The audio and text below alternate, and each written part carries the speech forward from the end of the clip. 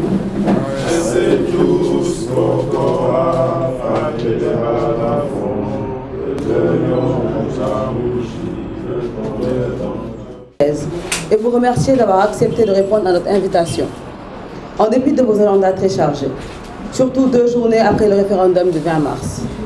Votre présence ici cet après-midi pour prendre part à cette conférence de presse consacrée au bilan de ce référendum, initié par le président de la République, témoigne de votre intérêt pour le rôle et le message du Front Nyani Bagna. Nous saluons aussi tous ceux qui se sont déplacés pour assister à cette rencontre d'échange que nous souhaitons fructueuse. Nous aborderons en guise d'introduction de ces échanges les points relatifs au processus électoral, la campagne électorale, les modalités de vote, l'analyse des résultats du scrutin, et ensuite aux perspectives que nous dégageons en tant que Front Nyani Bagna. Mais au préalable, nous tenons à remercier l'ensemble des personnes et des organisations qui ont participé activement à notre campagne, temps fort de notre mobilisation pour faire triompher le non. Nos remerciements aux électeurs qui se sont déplacés, dans les bureaux de vote afin d'accomplir leur devoir civique et qui ont voté non. Nos remerciements les plus chaleureux aux électeurs qui, à travers le vote du non, ont exprimé un désir d'obtenir de véritables réformes institutionnelles pour une refondation de la République reprenant les éléments essentiels des propositions de la Commission de réforme des institutions CNRI, présidée par le professeur Amadou Mokhtar Mbow. Remerciements aussi aux acteurs du Front Gor Tchawardia, aux autres organisations et coalitions qui ont appelé à voter non, ainsi que tous ceux qui, de près ou de loin, ont contribué à la promotion du non. Nous rappelons que ce référendum national, initié par le président de la République, n'a pas gardé dans sa mise en œuvre son caractère républicain et son objet principal de proposition de quelques réformes institutionnelles. Il a été détourné pour servir à consacrer la légitimité du président de la République et de sa majorité après son wah-wahet sur la durée de son mandat. C'est cette volonté de vouloir systématiquement obtenir un plébiscite de son initiateur, avec achat des votes et des consciences, qui a créé cette forte tension durant la campagne et lors du vote. Pour nous, du Front Nyani Bagna, il n'a jamais été question de remettre en cause la légitimité du président de la République en demandant son départ, même si nous étions conscients que les questions posées au référendum étaient utilisées à d'autres fins, à savoir légitimer son reniement historique. Ce référendum devait être un événement majeur de notre démocratie. Il était important que les électeurs puissent forger librement et le mieux possible leur opinion sur le choix qui leur était proposé pour les réformes institutionnelles. C'est le contraire que nous avons constaté, avec un processus électoral qui a été complètement biaisé. En effet, le délai court, l'absence de concertation à propos du code électoral, la précipitation et une révision inachevée du fichier électoral, l'exclusion volontaire ou involontaire d'environ 200 000 électeurs, etc., ont contribué à l'absence de sincérité effective du scrutin. À propos de la campagne électorale, les dispositions réglementant l'organisation du référendum n'existaient pas dans le code électoral utilisé pour les élections locales de 2014. Il a fallu un décret présidentiel pour spécifier de manière volontairement incomplète ces dispositions, offrant ainsi des possibilités aux partisans du oui d'anticiper sur la campagne en violant les principes les plus élémentaires d'équité, mais aussi au ministère de l'Intérieur d'imposer arbitrairement un certain nombre de décisions. C'est ainsi que ce dernier a imposé une couleur des bulletins du non sans consulter ses représentants, et aussi du non-respect de la période officielle pour démarrer la campagne avec une prolifération d'affiches qui appelaient à voter oui. Ensuite, l'absence volontaire de réglementation pour les médias et pour une couverture équitable de la campagne électorale des deux camps a permis que la presse écrite et la presse en ligne soient infestées d'espaces publicitaires du camp du oui, créant ainsi un déséquilibre flagrant dans le traitement de l'information. L'absence de plafond pour les dépenses de campagne est venue se rajouter et a accentué le déséquilibre entre les partisans du oui et ceux du non, en termes d'accès aux médias publics et privés, de mobilisation des électeurs, mais aussi de visites dans les différentes localités du pays. L'utilisation des biens publics et des moyens de l'État a amplifié ce déséquilibre. Les institutions compétentes pour les procédures de supervision et de contrôle des activités pendant la campagne électorale, telles que la CNRA ou du CORED, ne disposant pas de moyens coercitifs, n'ont pas rectifié de manière significative le déséquilibre constaté pendant toute la période de pré-campagne et de campagne officielle. À propos des modalités de vote, pour le vote, il y a eu systématiquement la diffusion de propagande électorale la veille, le samedi et le jour du scrutin. La seule réaction des autorités pour y remédier est de vouloir fermer une des télévisions alors que la RTS a battu tous les records de propagande en faveur du oui en toute légalité et sans se faire inquiéter.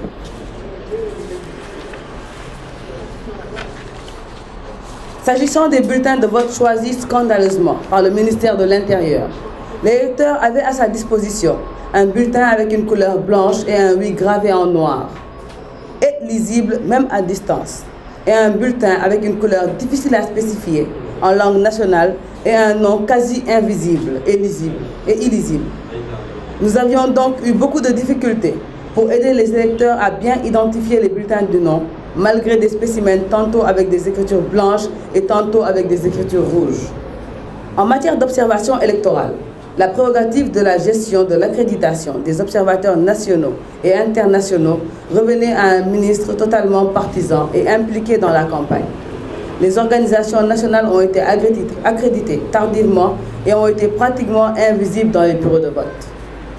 À propos des résultats du scrutin, d'après les chiffres à notre disposition, le taux de participation s'élève au mieux à 40%, taux jamais atteint pour un référendum au Sénégal. Ce qui confirme que la précipitation qui a sous-tendu ce scrutin a eu des effets négatifs dans la mobilisation des électeurs.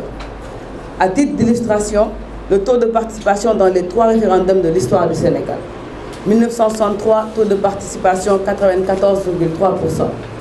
1970, taux de participation 95,2%. 2001, taux de participation 65,74%.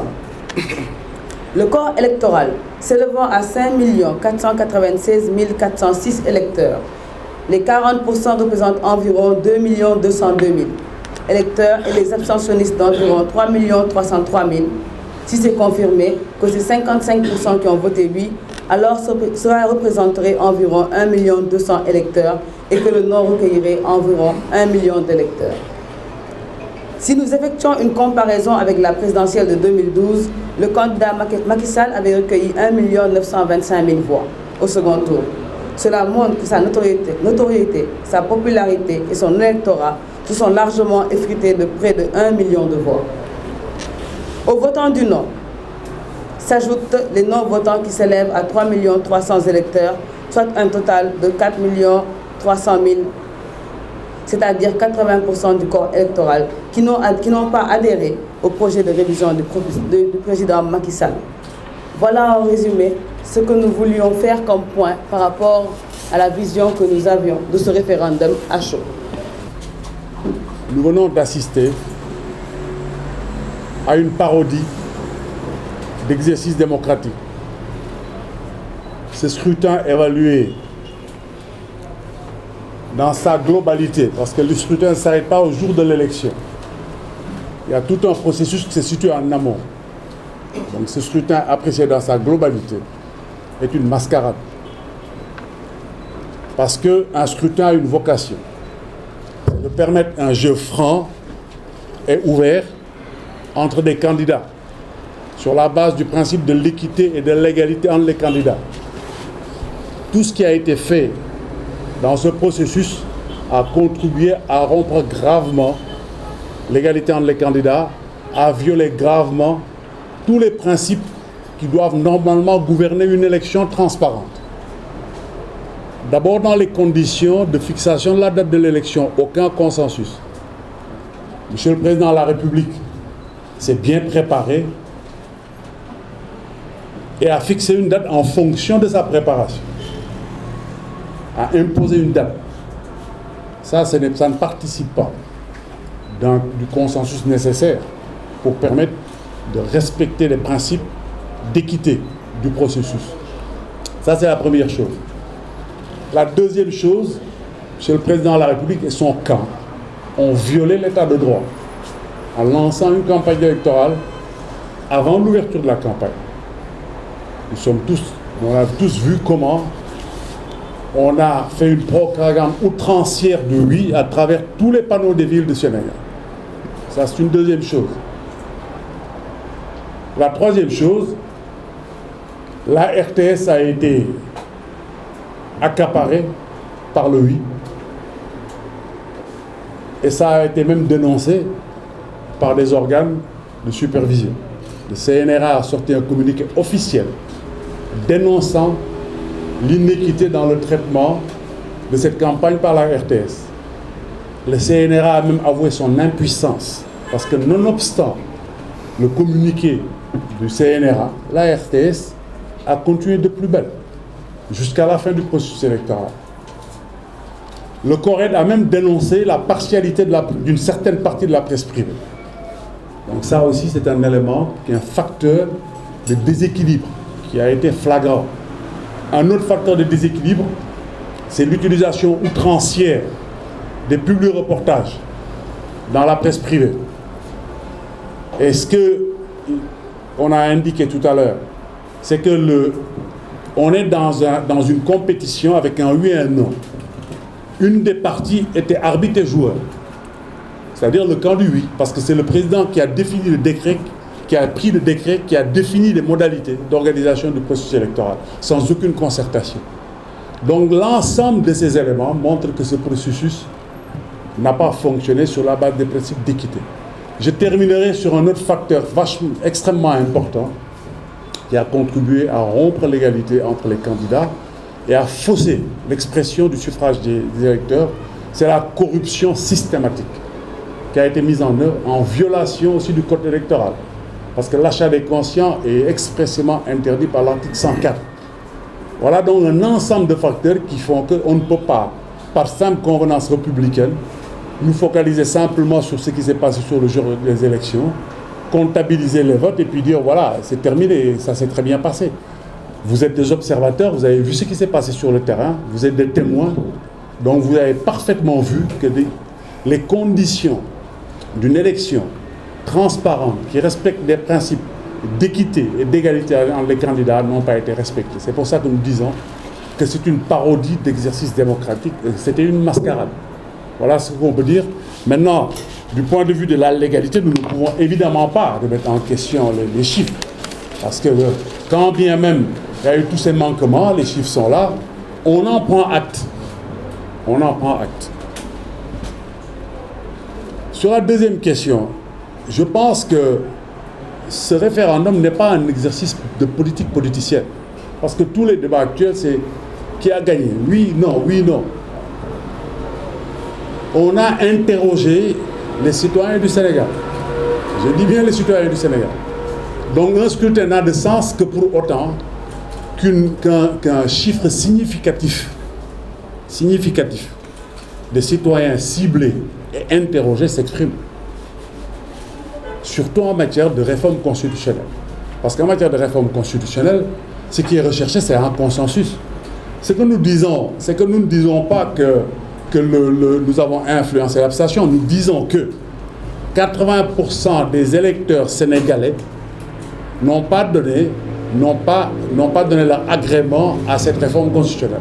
80%. C'est très significatif. Ça veut dire que ce texte est le texte approuvé par 20% des électeurs sénégalais. Je ne parle même pas des gens en âge de voter. Je parle des électeurs inscrits. Voilà, c'est assez très significatif. Cette lecture est importante. Donc aujourd'hui, nous-mêmes, nous posons une question. Et c'est la bonne question.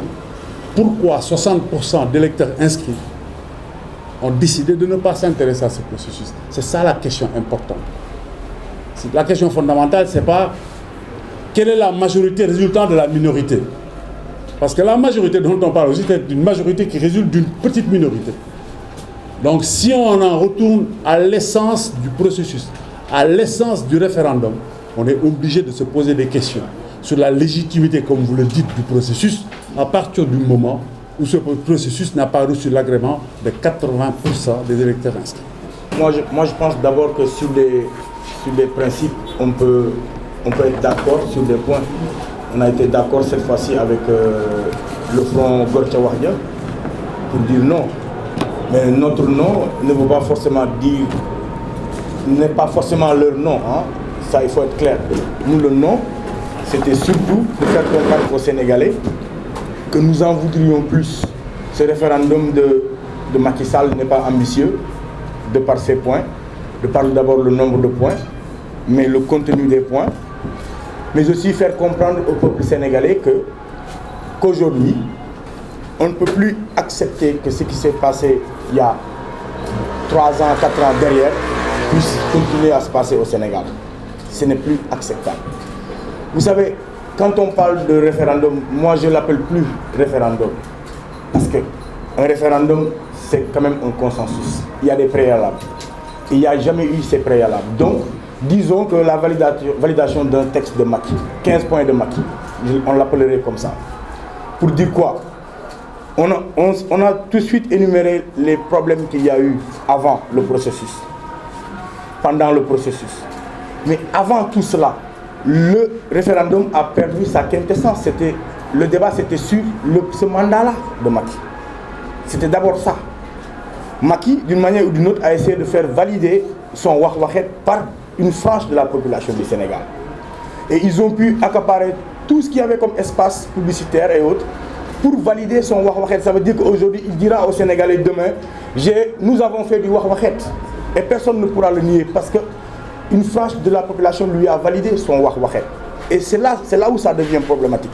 Parce que demain, un autre président qui viendrait pourra valider autre chose de la même manière. Il faudrait que les gens comprennent le Front Nyani Bagna.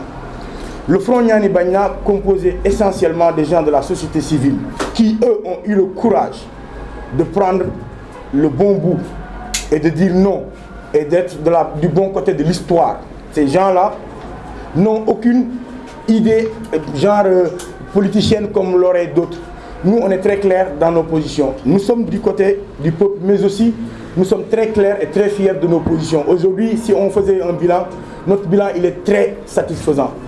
On n'en remercie pas les Sénégalais, on les encourage encore à être plus vigilants, à encore écouter la voix de ce qu'on appelle la démocratie.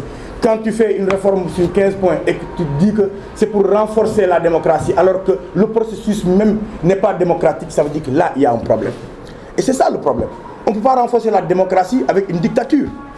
Ce n'est pas possible. Et c'est ce que Macky a essayé de faire.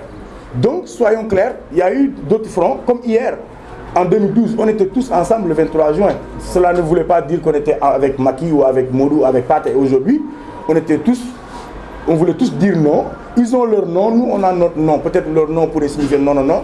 Mais notre nom, il est très clair. On ne pouvait pas valider ce texte de Macky Sall, ce chiffon, ce brouillon de Macky Sall.